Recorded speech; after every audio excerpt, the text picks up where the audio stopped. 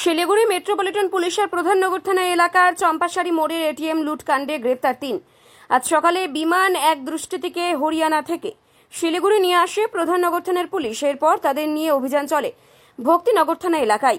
সেখান থেকে গ্রেপ্তার করা হয় হরিয়ানার নু গ্রুপের 2 সদস্য। ধৃতদের হেফাজত থেকে উদ্ধার হয়েছে এটিএম লুটের নগদ 3 লক্ষ টাকা। ধৃতদের নাম মোহাম্মদ ইসরাইল, জাভেদ খান এবং মোহাম্মদ খুরশিদ। ধৃত 3 জনই হরিয়ানার বাসিন্দা এবং মেটায়ত গ্যাংয়ের। ধৃত 3 জনকে আজ শিলিগুড়ি আদালতে পেশ করবে শিলিগুড়ি প্রধাননগর থানার পুলিশ। ধৃতদের রিমান্ডে নিয়ে বাকিদের খোঁজ চালাবে তল্লাশি এবং বাকি অর্থ উদ্ধারের চেষ্টা চালাবে প্রধাননগর থানার পুলিশ। না, এই অ্যাসেসমেন্টটা আমাদের করা ঠিক হবে না। অ্যাচিভমেন্ট বড় না ছোট? কতজন ধরা পড়লো? 3 জন ধরা পড়লো। আচ্ছা, ইসরায়েল, জাভেদ, খুরশিদ। আচ্ছা, কোথা থেকে? এবং এরা সকলের বাড়ি নু ডিস্ট্রিক্ট, নু হরিয়ানা। আচ্ছা, ক্রাইম প্রোন একদম ডিস্ট্রিক্ট একটা, খুব ইন্টেরিয়ার, এবং ওই ডিস্ট্রিক্টের একটা পুরনো মানে এখন ইতিহাসও আছে, ওখান থেকেই ক্রাইমগুলো হয়। বাইরে থেকে কতজন এবং বাকিদের কথা? বাইরে থেকে একজন, বাইরে মিনস নু থেকে, আর বাদ বাকি এরাও নু। এরা তখন থেকে ছড়িয়েছিল, পারসুয়েশন চলছিল, তো ভোরবেলা এদেরকে মানে অ্যারেস্ট করা হয়। কত টাকা উদ্ধার হয়েছে?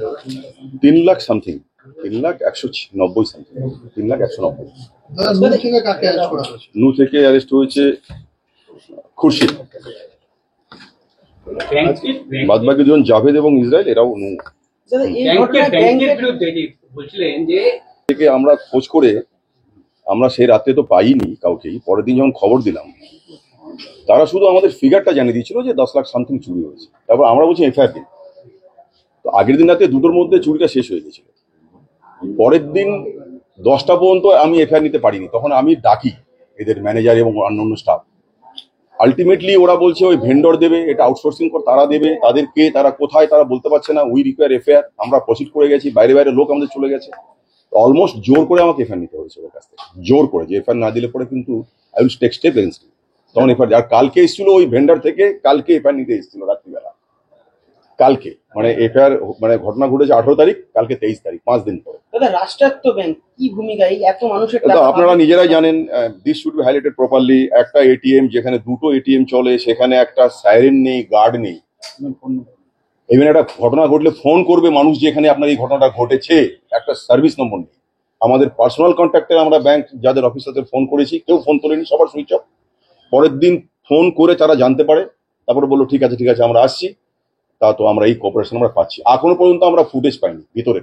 আমরা যা ডেভেলপ করেছি বাইরের ফুটেজ, মানুষের সহযোগিতায়, পাবলিক সিসিটিভি, পুলিশের সিসিটিভি, এই করতে করতে আমরা পৌঁছেছি। কমিশনার থেকে বারবার করে পুলিশ কি সাফল্য পেল?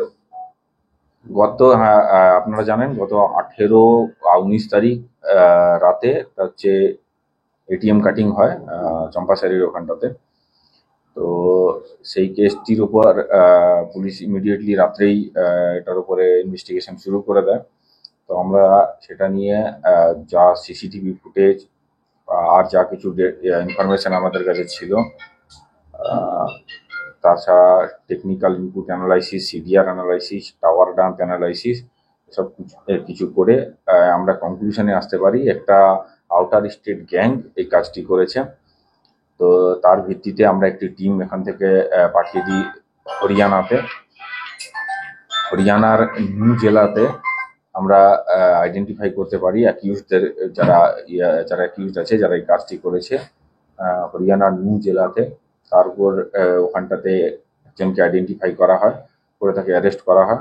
অ্যারেস্ট করে তারপরে ওখানে কোর্টে প্রডিউস করে থ্রু ট্রানজিট রিমান্ড তাকে নিয়ে আসা হয় এবং তাকে জিজ্ঞাসাবাদ এবং তার সঙ্গে সহকারী সিডিআর এবং tower dump technical data analysis করে জানা যায় যে এই পুরো টিমটার মধ্যে কিছুজন এখান থেকেই কিছুজন ফেরত চলে যায় হরিয়ানাতে, আর কিছুজন এখানেই থেকে যায়, এখান থেকে অন্য জায়গায় মুভমেন্ট করে। সেটা অ্যানালাইসিস করে তার ভিত্তিতে হরিয়ানা নুহেরই 2 জনকে আরো আজকে গ্রেপ্তার করা হয়। তো সব মিলিয়ে মোট 3 জন গ্রেপ্তার হয় এই কেসে, কেসটি ডিটেক্ট হয় এবং মোট যা অ্যামাউন্ট এখানটাতে গিয়েছিল তার তার অনেকটা অংশ রিকভারি হয়। এই ইয়েতে টাকা রিকভারি হয়েছে। বাকি আজকে কোর্টে ফরওয়ার্ড করা হচ্ছে, তাদেরকে রিমান্ডে নেওয়া হবে, ফার্দার ইনভেস্টিগেশন এক এক করে 3 লাখের উপরে রিকভারি হয়েছে। ধৃতরা কোথা থেকে, মানে এদেরকে কোথা থেকে গ্রেপ্তার করা হলো 3 জনকে? একজনকে হরিয়ানা থেকে গ্রেপ্তার করা হয়েছে, গ্রেপ্তার করে তারপরে থ্রু কোর্ট ট্রানজিট রিমান্ডে নিয়ে আসা হয়েছে। আর দুজনকে শিলিগুড়ি থেকে গ্রেপ্তার করা হয়েছে নুয়ের ভক্তিনগর থানা এরিয়া। শহরে আরো অন্য অপারেশন বা আশপাশে প্ল্যানিং এ ছিল। কবে থেকে এরা এখানে ছিল? এক এক করে প্রশ্ন করুন। এই দুজন যারা